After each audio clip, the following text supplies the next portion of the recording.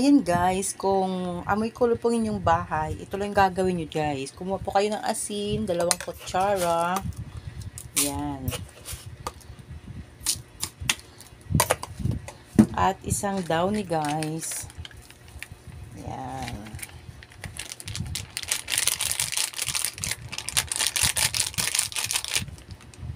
Para bumangwang inyong bahay. At kalamansi.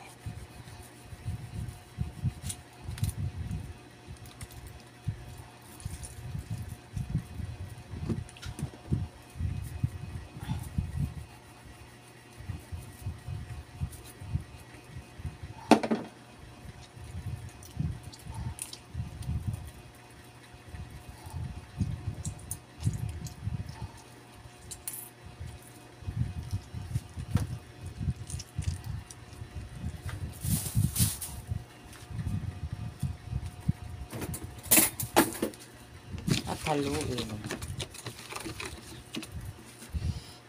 Bango. So, ayan lang guys. Thank you for watching. Ang bango niya.